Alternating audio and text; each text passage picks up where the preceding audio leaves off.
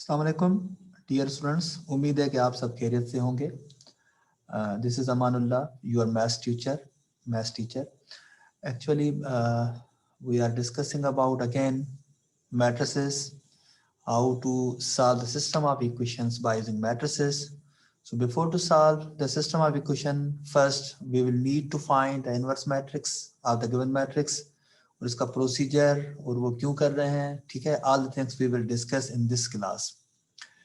Okay, so यहाँ पर मैंने टॉपिक लिखा हुआ है cofactor method for inverse. Inverse के और भी बहुत सारे मेथड्स होते हैं जो आप आगे जाके एडवांस क्लासेस में उनको पढ़ेंगे, ठीक है, कि इनवर्स मैट्रिक्स को कैसे मालूम किया जा सकता है other than cofactor method as well. So जो फर्स्ट मेथड जो है जो पढ़ाया जाता है वेरी बेसिक, जिसको कोफैक्टर मेथड कहा जाता है, कि कोफैक्टर मेथड के थ्रू कोई आपके पास अगर 2x2 ऑर्डर की मैट्रिक्स है या 3x3 ऑर्डर की मैट्रिक्स है, तो बाय यूजिंग कोफैक्टर मेथड जो है उसका इनवर्स मैट्रिक्स कैसे मालूम करें।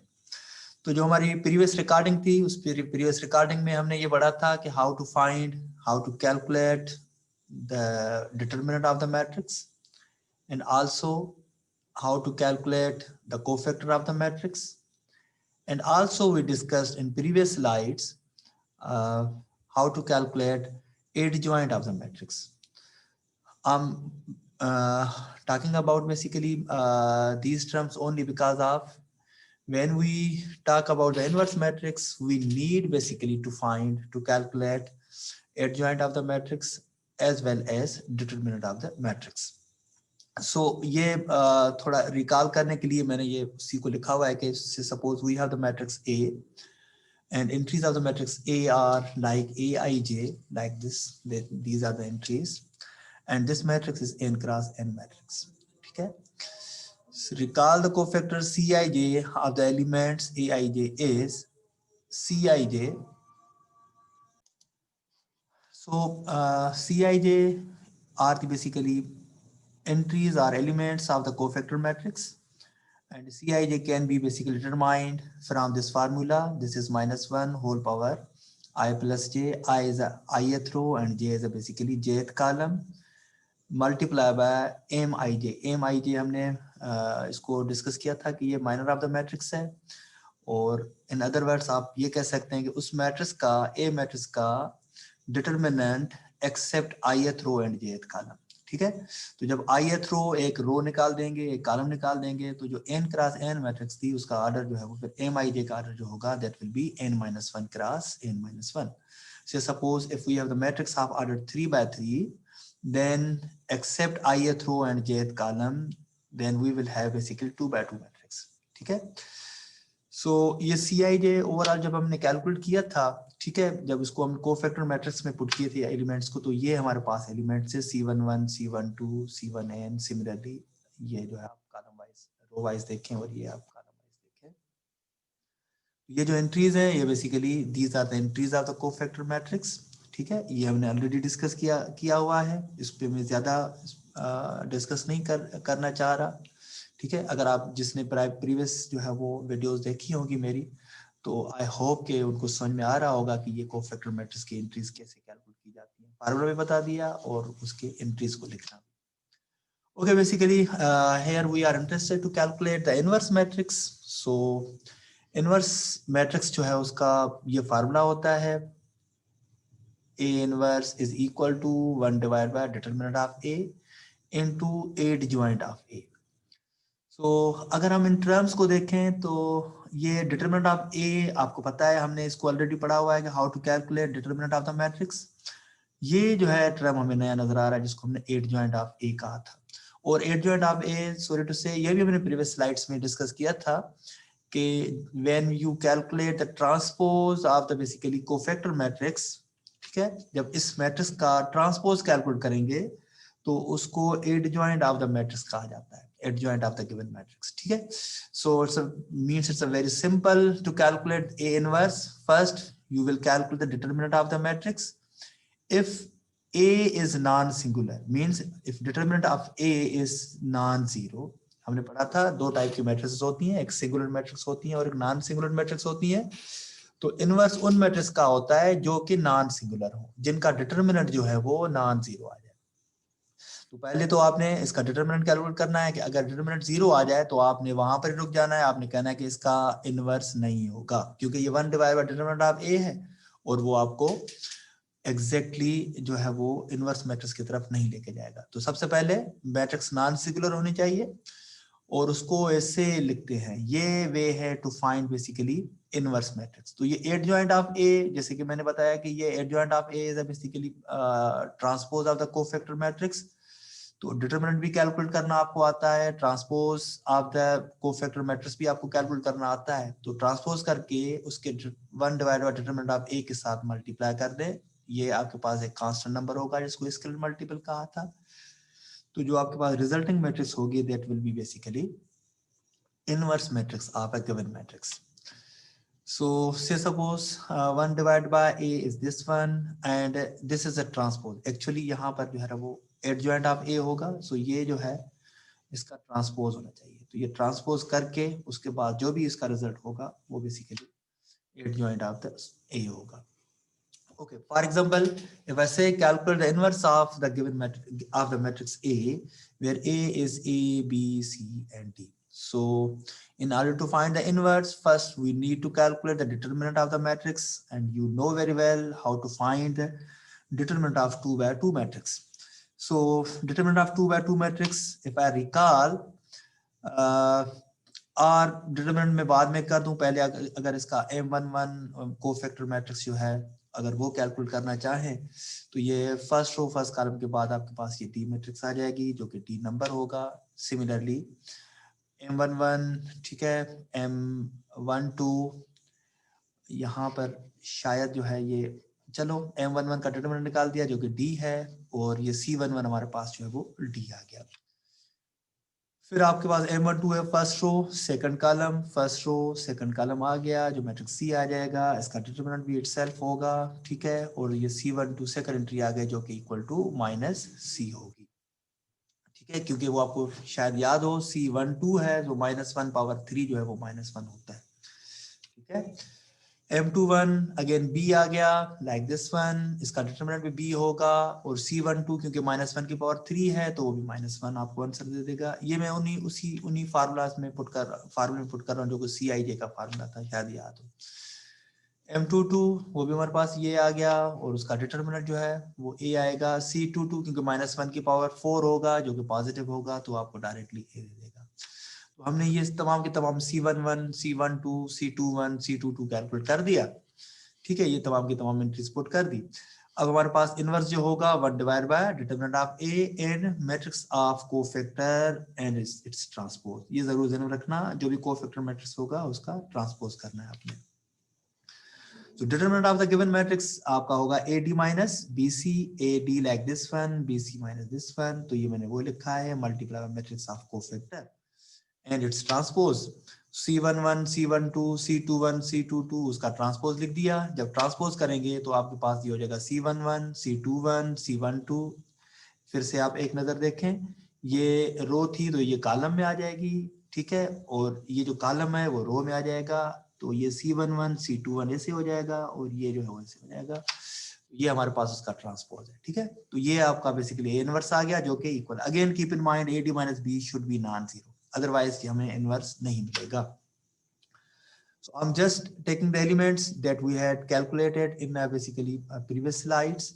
So these are the elements. तो आप कह सकते हैं कि 2 by 2 मैट्रिक्स का अगर थोड़ा सा यहाँ पर डायरेक्टली अगर हम देखें तो ये A D की पोजीशन हमने चेंज की हुई है, मतलब के जो मेन डायगोनल एलिमेंट्स की पोजीशंस हैं वो चेंज की हुई हैं और जो सेकेंडरी डायगोनल एलिमेंट्स हैं उनकी जस्ट ये नोटेशन चेंज की है। जो पॉजिटिव थे, मतलब कि यहाँ पर पॉजिटिव साइन थी तो ये नेगेटिव साइन आ जाएगी, यहाँ पर भी पॉजिटिव साइन थी तो नेगेटिव साइन आ गई।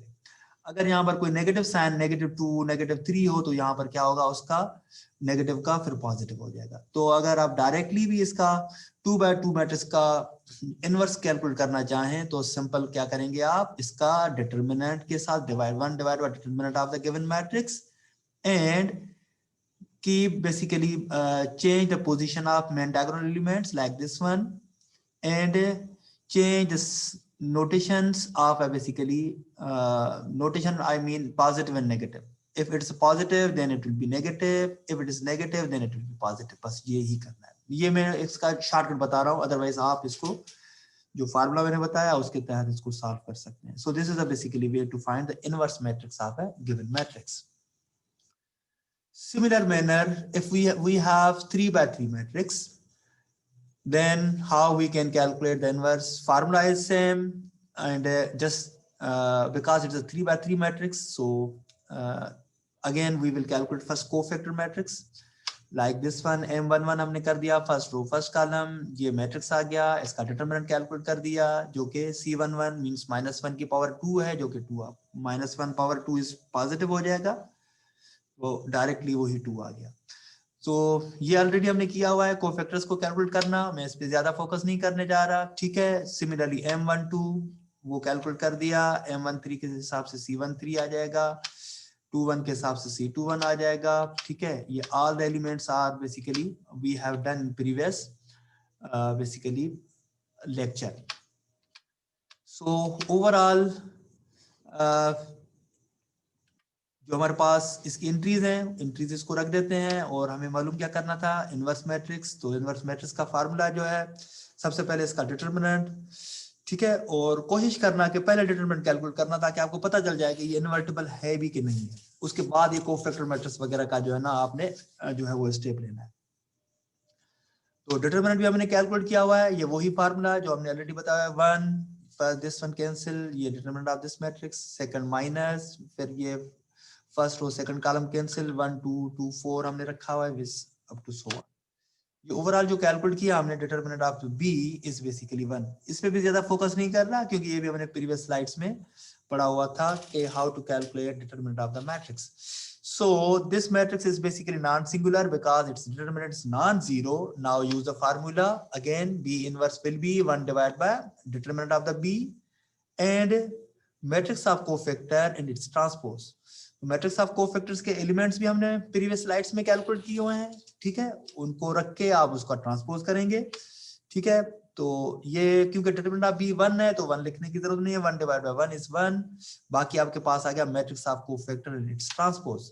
तो ये मैट्रिक्स ऑफ कोफैक्टर्स के एलिमेंट्स हैं जो कि हमने प्रीवियस स्लाइड्स में कैलकुलेट किए हैं. आप खुद भी कैलकुलेट कर लेना. हमें क्या करना है, इसका ट्रांसपोज करना है जी. ये हमने ट्रांसपोज कर दिया, तो ये हमारे पास ओवरऑल आ गया बी इनवर्स, जो कि बी मैट्रिक्स का इनवर्स मैट्रिक्स है.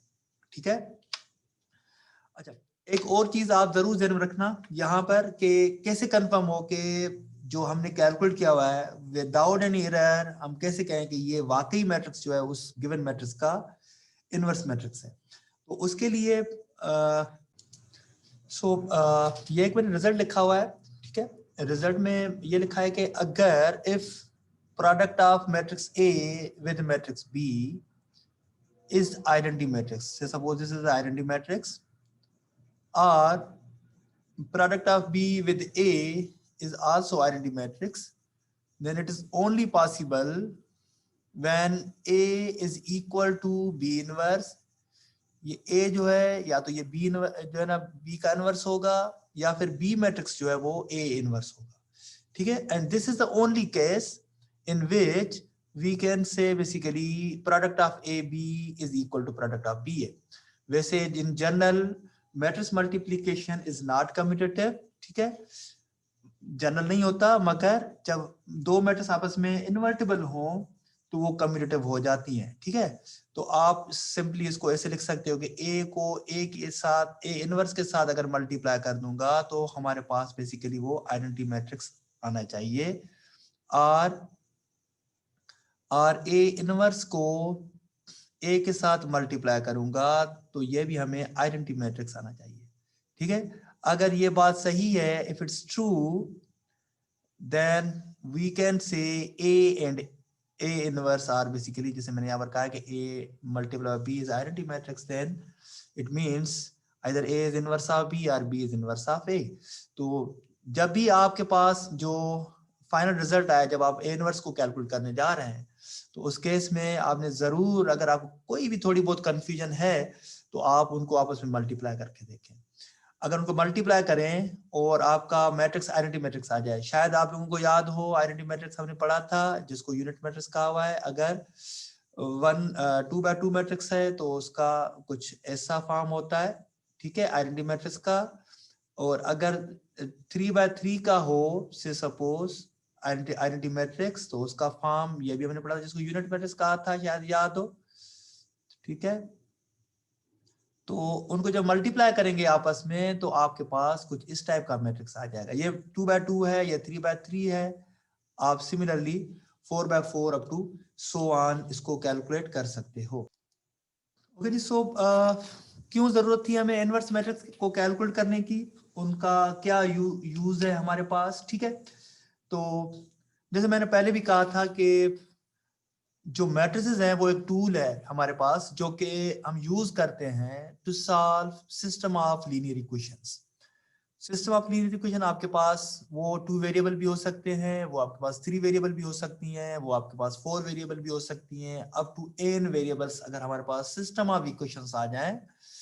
तो हमने जो है सेकंड चैप्टर में पढ़ा था कि how to solve system of linear equation, जो कि 2 वेरिएबल लीनियर इक्वेशंस थी। तो उस केस में हमने ये देखा था कि इसको आपने एलिमिनेट करके सॉल्व किया था या आपने इसको सब्स्टिट्यूट करके सॉल्व किया था। एक तो ये मेथड था, मगर ये हमारा जो है जब जब हमारे पास नंबर ऑफ वेरिएबल्स ज्यादा हो जाते हैं तो उस केस में ये एलिमिनेशन मेथड और सब्स्टिट्यूशन मेथड जो है वो लेंदी हो जाता है, ठीक है।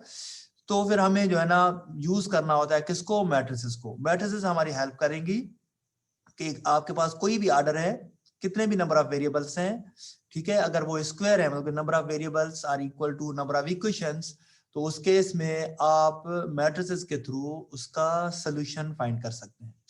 तो मैंने एक सिंपल सा एक जो है ना वो system of equation 2 variable system of 2 variable 2 equations लिखी है यहाँ पर आपको, ये शायद जो नजर आ रही हैं।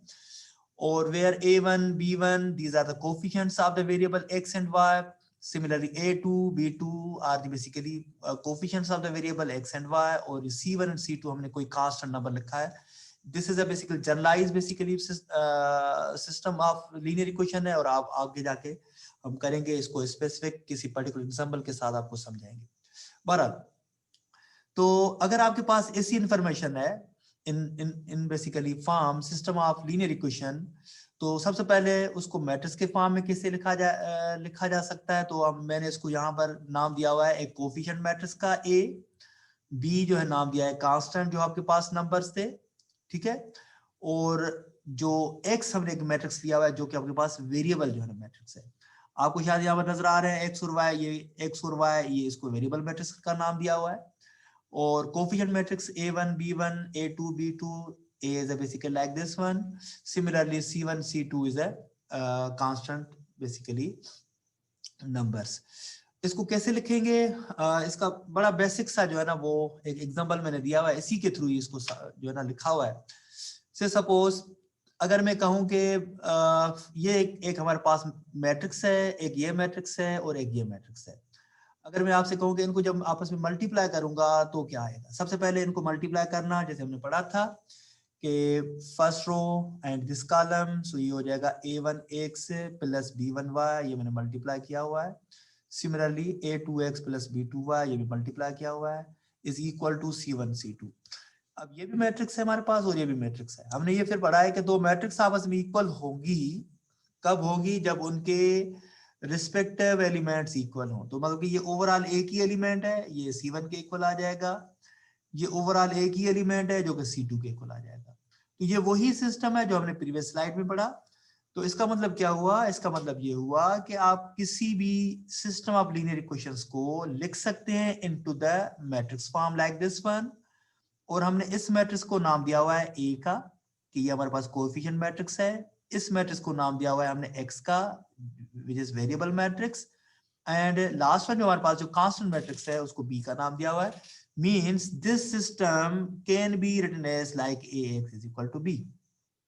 तो सबसे पहले तो हमने ये सीखा कि इस सिस्टम को इस मैट्रिक्स के फॉर्म में लिख सकते हैं। और इस मैट्रिक्स को अगर हम और भी समराइज वे में लिखना चाहें तो वो बेसिकली हमारे पास होगा Ax is equal to B. ये आपको जरूर याद रहे कि यहाँ पर A, X एंड B ये तीनों के तीनों मैट्रिसेस हैं। A को कोफिशिएंट मैट्रिक्स कहा जाता है, X को वेरिएबल मैट्रिक्स कहा जाता है एंड B को कांस्टेंट मैट्रिक्स कहा जाता है। ठीक है, ये लिखने का वे था। फिर हम एक एग्जांपल भी करते हैं, इसके थ्रू सॉल्व करते हैं। अच्छा, उसके बाद फिर ये होगा कि हमने चलो लिख दिया say suppose Ax is equal to B. अब हमें तो चाहिए वेरिएबल x और y की वैल्यूज। ठीक है, तो x और y की वैल्यूज कैलकुलेट करने के लिए जो हम लीनियर इक्वेशन में करते थे, शायद याद हो। ओके, सो अगर हमारे पास लीनियर इक्वेशन हो say suppose 3x is equal to for example 5, और अगर आपसे मैं कहूं कि बताएं कि भाई x की वैल्यू क्या होगी, तो आप क्या करते थे, आप 3 बोथ साइड में डिवाइड करते थे। ठीक है, तो आप जब 3 बोथ साइड डिवाइड करेंगे, डिवाइड बोथ साइड बाय 3, ठीक है, और यहाँ पर भी डिवाइड बोथ साइड बाय 3 आ जाता था।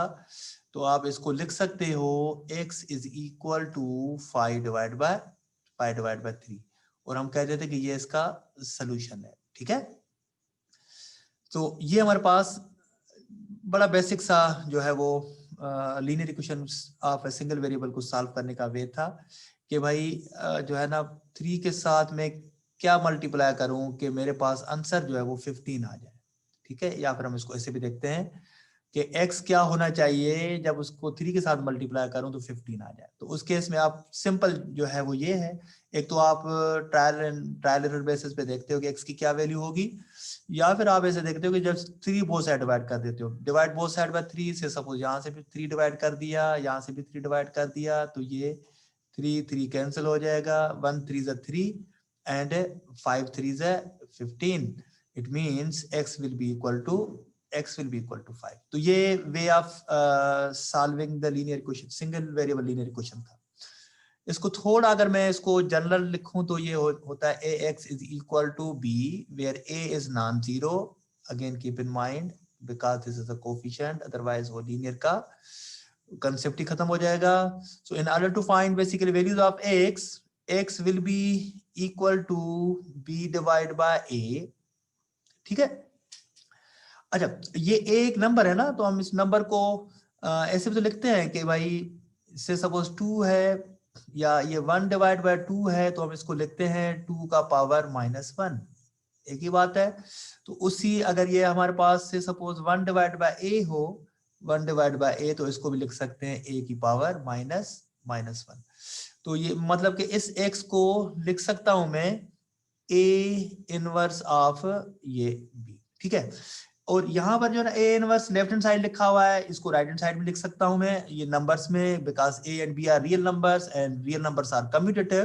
तो उस केस में तो ये हमारा हो जाता है। अब ये मैं क्यों ऐसा करने जा रहा हूं कि जब आपके पास सिस्टम ऑफ लीनियर इक्वेशन हो और उसका ये मैट्रिक्स का फॉर्म बना दूं ax is equal to b जैसा। अब ये a भी मैट्रिक्स है, x भी मैट्रिक्स है और b भी मैट्रिक्स है। ठीक है, हमें चाहिए जो है वो x, और जैसे यहाँ पर हमें x चाहिए था, तो यहाँ पर भी हमें वेरिएबल मैट्रिक्स चाहिए। तो इस a को कैसे कैंसिल करो, तो a को कैंसिल करने के लिए हमने ये प्रॉपर्टी पढ़ी अभी थोड़ी देर पहले कि जब इसको मल्टीप्लाई करूंगा इसके इनवर्स के साथ उस गिवन मैट्रिक्स को, तो हमारे पास वो आइडेंटिटी मैट्रिक्स दे देगा। और आइडेंटिटी का मकसद क्या होता है कि आइडेंटिटी को जब मल्टीप्लाई करें किसी भी मैट्रिक्स के साथ, तो वो हमारे पास अगेन वो ही मैट्रिक्स आ जाता है x के साथ। ठीक है, ये this is a basically property of the identity matrix कि किसी भी मैट्रिक्स के साथ मल्टीप्लाई करें, ठीक है, अगर वो उसके साथ मल्टीप्लिकेबल हो तो उसकी प्रोडक्ट जो है वो उसका उस पर कोई इफेक्ट नहीं होगा। That's why we call basically this is the unit matrix is the identity matrix. So basically in order to calculate the values of x, it means we need to multiply both sides by its inverse matrix of a। So inverse matrix of a, अब यहाँ पर में bound है हम के अगर a हमारा यहाँ पर लेफ्ट हैंड साइड है तो a इनवर्स भी आपने लेफ्ट हैंड साइड ही मल्टीप्लाई करना है। ठीक है, ये जरूर ध्यान में रखना कि आपने, क्योंकि मैट्रिक्स की मल्टीप्लिकेशन कम्यूटेटिव नहीं होती, तो इसी वजह से यहाँ पर भी आपने इनवर्स मल्टीप्लाई कर दिया, तो यहाँ पर भी। अच्छा, ये फिर आपके जहन में क्वेश्चन आएगा कि सर ये डिवाइड मल्टीप्लाई ही क्यों कर रहा है, डिवाइड क्यों नहीं कर रहा। सो मैट्रिसेस में हमने जितना भी पढ़ा हुआ है, जो भी बेसिक ऑपरेशंस पढ़े हैं, तो उसमें कहीं पर भी हमने डिवीजन का नहीं पढ़ा। So there isn't any division basically of two matrices, so that's why I'm just multiplying a matrix with a matrix. अब ये A इनवर्स ही क्यों मल्टीप्लाई किया, क्योंकि ये इस A को किसी ना किसी तरीके से कैंसिल करना था, तो यही हमारे पास एक तरीका था और कोई तरीका नहीं था। तो व्हेन आई मल्टीप्लाई A, अब ये हमने फिर प्रीवियस में पढ़ा था कि ये एसोसिएटिव भी होती है। Matrix multiplication is associative, A inverse into A multiply by X which is equal to A inverse and B। ठीक है, तो ये तो आइडेंटिटी मैट्रिक्स हो जाएगा, ये X हो जाएगा, तो ये X मैट्रिक्स जो है वो इक्वल हो जाएगा A इनवर्स ऑफ B के। अगेन आप ये क्या इंफॉर्मेशन दे रहा है, ये जो लास्ट है इसमें ये है कि आपको अगर वेरिएबल मैट्रिक्स मालूम करना है तो आपने सिंपल क्या करना है, A इनवर्स को मतलब कि गिवन मैट्रिक्स के इनवर्स मैट्रिक्स को उस कांस्टेंट मैट्रिक्स के साथ मल्टीप्लाई करना है। This is overall basically background insight to calculate basically the system of linear equations. Okay जी, so जो अभी हमने डिस्कस किया व्हाइट बोर्ड पे, उसी को ही मैं यहाँ पर मैंने जो है ना वो स्लाइड्स में बताया हुआ है कि in order to calculate the values of x we need to multiply both sides by a inverse। जब A इनवर्स मल्टीप्लाई कर दिया इधर से भी इधर से भी, अब ये क्योंकि ये ब्रैकेट है, इस A को इसके साथ हम ये एसोसिएट कर सकते हैं, जो हमने प्रीवियस लेक्चर में पढ़ा था कि मैट्रिसेस अंडर मल्टीप्लिकेशन और एसोसिएटिव। ठीक है, तो ये A इनवर्स और A जो है वो आइडेंटिटी मैट्रिक्स हो जाएगा, ये X वही रहा और ये A इनवर्स B के इक्वल है। आइडेंटिटी मैट्रिक्स को X के साथ मल्टीप्लाई कर दें, कोई इफेक्ट नहीं होगा उस पे, वही X आ जाएगा which is equal to A inverse into B। अब ये हमें अगेन जो है मैं इसको रिपीट कर रहा हूं कि इसका मतलब क्या हुआ कि simply when you need to calculate the system of equation just you will multiply the inverse of the coefficient matrix with the constant matrix. क्या करना था, inverse of the coefficient matrix, जो कोफिशिएंट मैट्रिक्स होगा उसका inverse निकाल के उस constant matrix के साथ मल्टीप्लाई करना है। इसका जो रिजल्ट आएगा वो बेसिकली आपके पास इस वेरिएबल मैट्रिक्स के कंपोनेंट्स होंगे, और ये जो वेरिएबल मैट्रिक्स है उसके जो वेरिएबल्स हैं उनकी वो डायरेक्टली वैल्यूज आ जाएंगी। मैं इसको किसी पर्टिकुलर एग्जांपल के साथ सॉल्व करवाता हूं आपको। आई होप कि आपको ये समझ में आ गया होगा।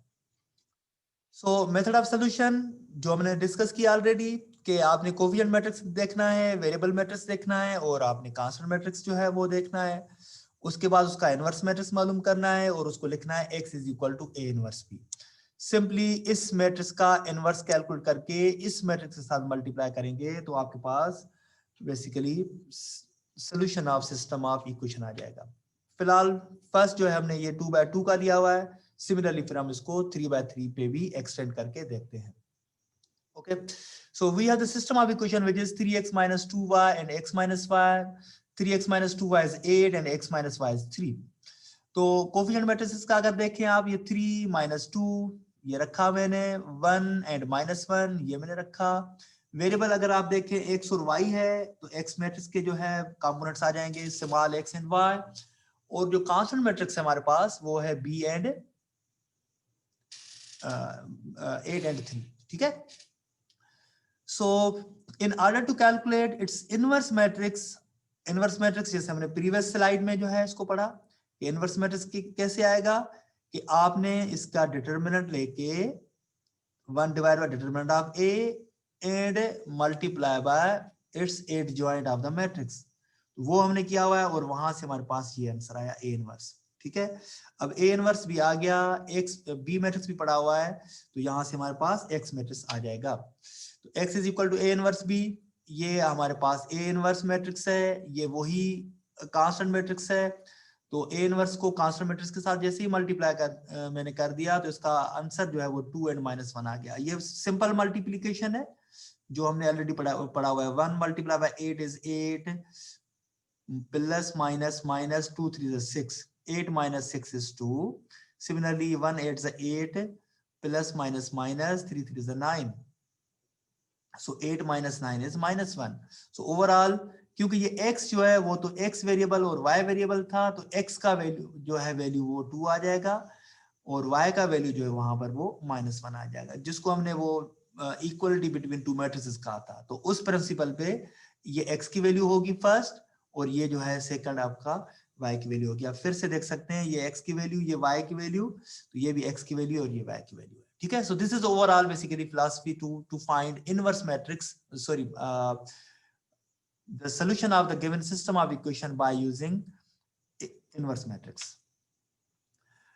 In similar manner, say suppose we have 3 by 3 means system of 3 variables and 3 equations. ठीक है, तो अब अगर इसका हमें जो है वो सोल्यूशन मालूम करना है, तो उसके लिए सबसे पहले इसका कोफिशिएंट मैट्रिक्स देखते हैं। तो वो क्या होगा, 5, 15, 56, -4, -11, -41, -1, -3 एंड -11।